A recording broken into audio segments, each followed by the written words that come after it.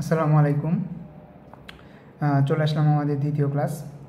আজকের বিষয়টি হবে বিভিন্ন পরিমাপ নিয়ে, মূলত সমুদ্র বিষয়ে। তো কথা না বাড়িয়ে শুরু করা যাক। আমরা ক্লাসের মাঝখানে বাকি ইনফরমেশনগুলো দেওয়ার চেষ্টা করব। তো প্রথমে আসি সবচাইতে ইম্পর্টেন্ট কোয়েশ্চেন, যেটা 100-এর মাঝে 90% মেরিন এক্সামে আসবে। 90% সেই জিনিসটি হলো নটিক্যাল মাইল। আচ্ছা, নটিক্যাল মাইল জিনিসটা কি? আমরা যেমন আমাদের সাধারণ জীবনে বিভিন্ন কিছু পরিমাপ করার জন্য মিটার, ফুট, কিলোমিটার, মাইল ব্যবহার করি, সেরকম সমুদ্রের সীমানা নির্ণয় করার জন্য কিংবা জাহাজের গতি, বিভিন্ন প্রকার জিনিস নির্ণয় করার জন্য এবং বোঝানোর জন্য নটিক্যাল মাইল ব্যবহার করা হয়। তো নটিক্যাল মাইলটা আসলে কিসের উপর ভিত্তি করে নেওয়া হয়েছে? পৃথিবীর পরিধি ভিত্তিক এবং অক্ষাংশের 1 মিনিটের সমান। তো এই জিনিসটা একটু জটিল, এটা পড়তে গেলে আমাদের অনেক দূর যেতে হবে, আমরা এত দূর যাব না। আর এই জিনিসটা কখনো এমসিকিউতে আসবে না। আসবে কি তাহলে? আসবে হচ্ছে 1 নটিক্যাল মাইল সমান কত মাইল, 1 নটিক্যাল মাইল সমান কত কিলোমিটার, 1 নটিক্যাল মাইল সমান কত ফুট। আমরা ইতিমধ্যে দেখতে পাচ্ছি এখানে লেখা আছে 1.1508 মাইল, 1.852 কিলোমিটার, 6076.12 ফুট। এগুলো হচ্ছে 1 নটিক্যাল মাইল সমান। এখানে সমান চিহ্ন দেওয়া আছে, বুঝতে পারবে। আচ্ছা, বাংলাদেশের সমুদ্র সীমা দুটি ভাগে ভাগ করা হয়েছে। একটি হচ্ছে অর্থনৈতিক 200 নটিক্যাল মাইল এবং রাজনীতিক 12 নটিক্যাল মাইল। জিনিসগুলো বিস্তারিত আসলে এখন জানার এতটা প্রয়োজন নেই, সেজন্য আমি আর বিস্তারিত যাচ্ছি না। এ দুটো শুধু মনে রাখবে, এই দুটো প্রশ্ন, এবং এখান থেকে তোমরা শিওর থাকো 90% পরীক্ষায় আসে, কমন পড়ে। তারপরেও অতিরিক্ত কিছু জিনিস অবশ্যই জানা দরকার আমাদের, যেগুলো আসতে পারে। তার মধ্যে হচ্ছে সমুদ্র উপকূল কত কিলোমিটার, এগুলো কিন্তু নটিক্যাল কিলোমিটার বা মাইল, নটিক্যাল মাইল, ঠিক আছে। আর সমুদ্র উপকূল এগুলো হচ্ছে 711 কিলোমিটার, এটা মনে রাখার চেষ্টা করবে। আচ্ছা, বাষ্প ইঞ্জিন চালিত জাহাজ। আমরা জানি এখন আমাদের যে জাহাজগুলো সমুদ্রে চলাফেরা করে সবগুলোই ডিজেল ইঞ্জিন, যার পূর্ববর্তী রূপ ছিল বাষ্প ইঞ্জিন, মানে বাষ্পচালিত ইঞ্জিন যেগুলো, সেগুলো ব্যবহার করে জাহাজ চালানো হতো। তো সেই জাহাজটি প্রথম চালায় জেমস ওয়াট নামে একজন ক্যাপ্টেন। তিনি এই জাহাজ পরিচালনা করেন এবং বানানোর ক্ষেত্রেও তার বিশেষ ভূমিকা রয়েছে। এবং সেই জাহাজটির নাম ছিল শার্লট ডালার্স। সরি, উচ্চারণ একটু ভুলে গেল, তো লেখা আছে, তোমরা অবশ্যই বুঝতে পারতেছো।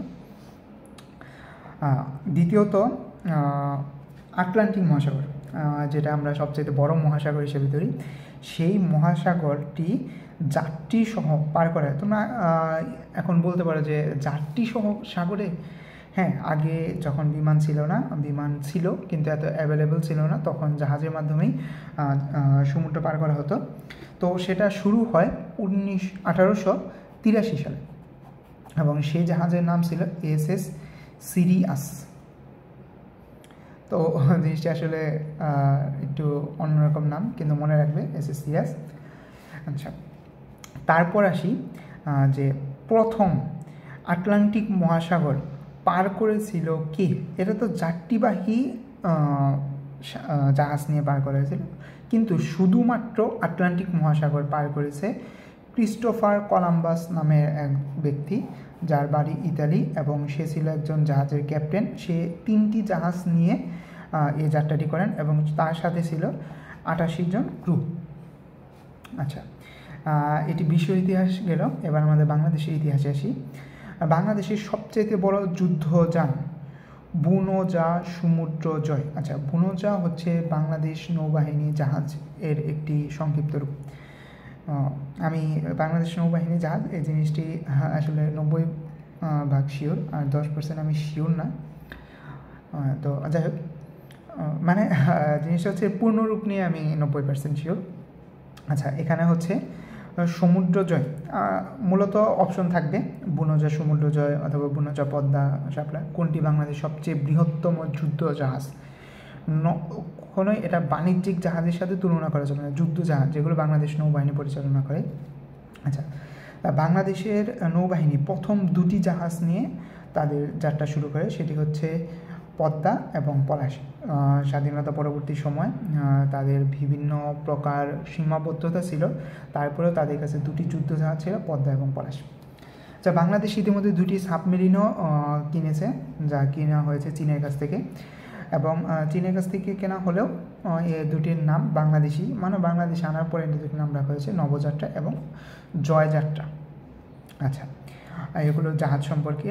এখন আসি আমাদের মেরিটাইম অর্গানাইজেশন অথবা মেরিন ইন্ডাস্ট্রি মেরিন একাডেমি যে সংস্থার আন্ডারে, তার নাম হচ্ছে বিএসসি, বাংলাদেশ শিপিং কর্পোরেশন, যার প্রধান হচ্ছে ব্রিগেডিয়ার জেনারেল অবসরপ্রাপ্ত ডক্টর এম.এ. সাখাওয়াত হোসেন, বাংলাদেশ নৌ পরিবহন মন্ত্রণালয়ের সমন্বয়ক বর্তমান অবস্থায়, এবং এর প্রধান কার্যালয় হচ্ছে চট্টগ্রাম।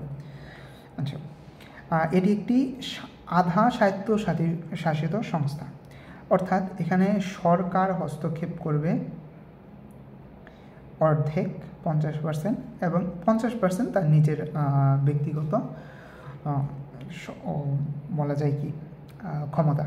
আচ্ছা, এখানে 50% কেন, এই জিনিসটি ক্লিয়ার করার জন্য আমরা বলি, যে সংস্থাগুলো সরাসরি সরকারের কাছ থেকে মানে সরকার থেকে আলাদা, সেই জিনিস আর বাংলাদেশ শিপিং কর্পোরেশনের মধ্যে অনেক পার্থক্য রয়েছে। কারণ বাংলাদেশ শিপিং কর্পোরেশন শুধুমাত্র নৌ পরিবহন নিয়ে কাজ করে তাই নয়, তাদের একটি আলাদা বাণিজ্যিক সাইটও রয়েছে। সেটি হচ্ছে তাদের 8টি বাণিজ্যিক জাহাজ রয়েছে, 8টি বাণিজ্যিক জাহাজ যা বিভিন্ন দেশে মালামাল পরিবহন করে, এবং এদের গড় ব্যবহার বয়স 28 বছর।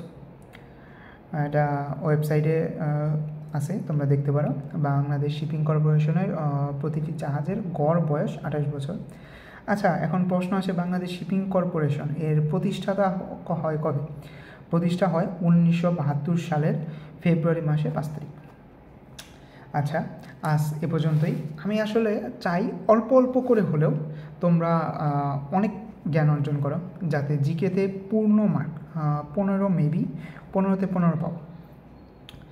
এবং আবার সতর্কতার সাথে তোমাদের জানাই, কোনোভাবেই দুর্নীতির কোনো চক্রের সাথে পড়বে না।